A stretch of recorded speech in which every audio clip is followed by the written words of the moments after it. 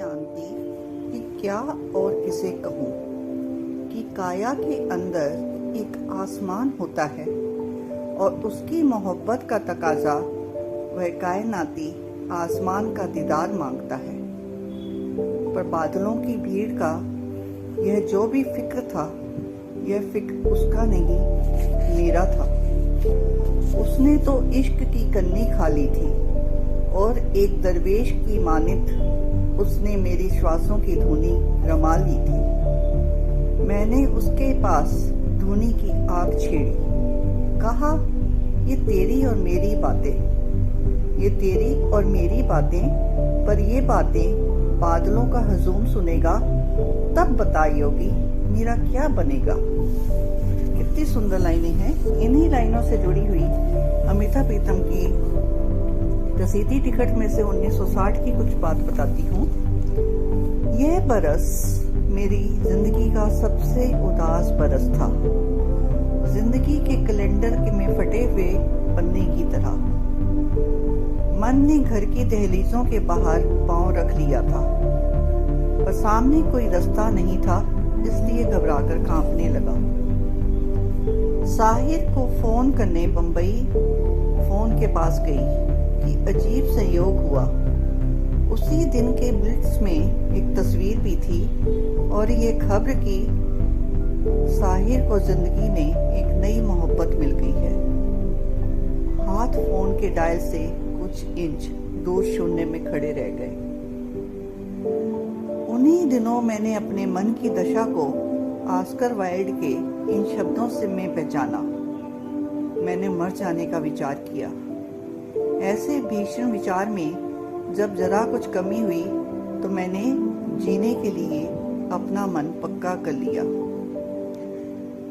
इमरोज से मेरी दोस्ती थी, पर अनेक प्रकार की दुविधाओं से गुजरती हुई। जिंदगी की सबसे उदास कविताएं मैंने इसी वर्ष लिखी। उन्हीं दिनों का एक अजीब सपना मुझे एक एक अक्षर याद है। एक सपना था कि गाड़ी में सफर कर रही हूँ। सामने की सीट पर एक बुजुर्ग चेहरा बड़ा नरम सा और चमकता हुआ। लंबे सफर में मैं किताबों के पन्ने पलटती रही। फिर मेरी खामोश किताबों ने उस बुजुर्ग को बातों में लगा लिया। उसने मुझसे पूछा कि तुमने कभी काला गुलाब देखा है? काला गुलाब? नहीं तो। थोड़ी देर में यहाँ एक स्टेशन आएगा, वहां से एक रास्ता एक छोटे से गांव को जाता है। उस गांव में गुलाब के फूलों का एक बाग है।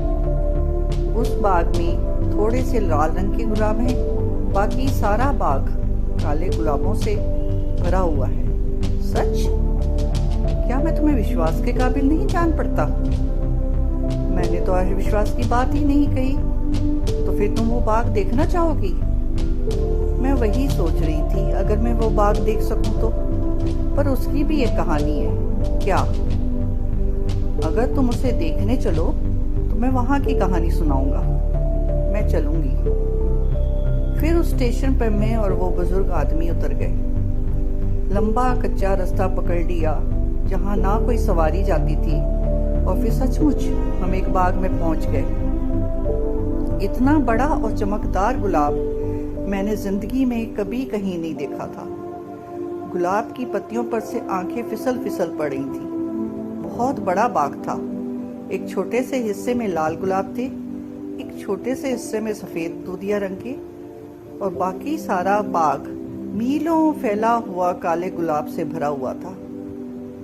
क्या है इसकी कहानी? इसकी कहानी सुनाता हूँ। कहते हैं एक औरत थी। उसने बड़े सच्चे मन से किसी से मोहब्बत की। एक बार उसके प्रेमी ने उसके बालों में लाल गुलाब का फूल लटका दिया।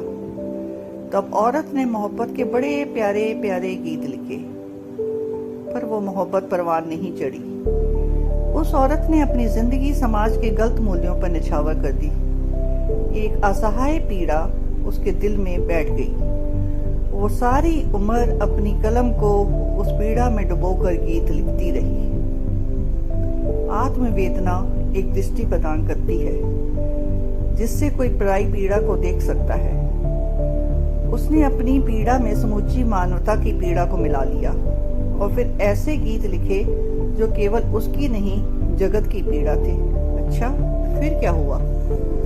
फिर वह औरत मर गई और उसे इस धरती पर दफना दिया गया।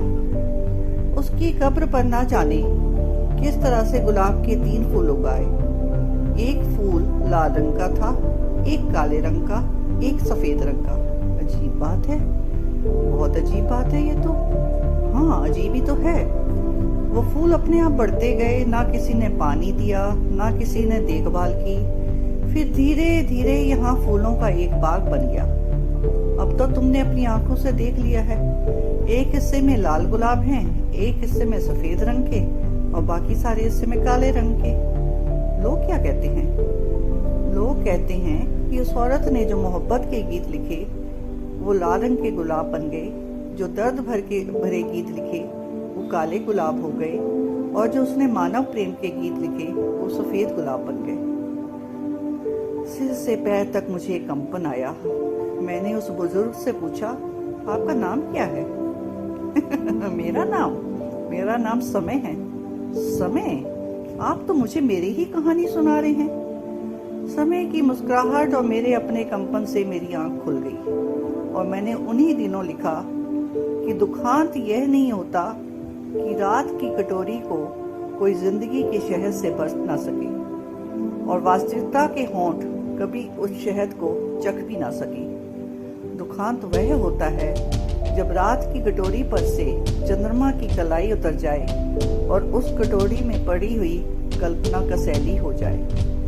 दुखांत वह नहीं होता कि आपकी किस्मत से आपके सजन का नाम पता ना पड़ा जाए और आपकी उम्र की चिट्ठी सदा रुलाती रहे। दुखांत वह होता है जब आप अपने प्रिय को अपनी उम्र की सारी चिट्ठियां लिख लें और फिर आपके पास से आपके प्रिय का नाम पता खो जाए।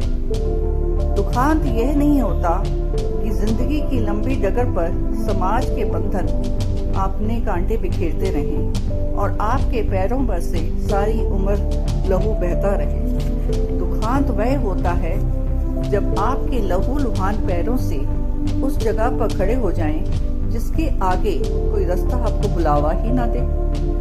दुखांत वह भी नहीं होता कि जब आप अपने इश्क के ठिठुरते शरीर के लिए सारी उम्र गीतों के पैरहन सीते रहें। दुखांत वह होता है जब पैरहन के सीने के लिए आपके पास विचारों का धागा चुक जाए और आपकी कलम सुई का छेद टूट जाए। अपने आप को जानने के लिए और अपने आप को समझने के लिए मैंने अपने विचारों और सपनों को कागज पर लिख दिया और उन दिनों के सपनों को मैं डॉक्टर को पढ़ने के लिए देती थी। उसमें से एक यह था।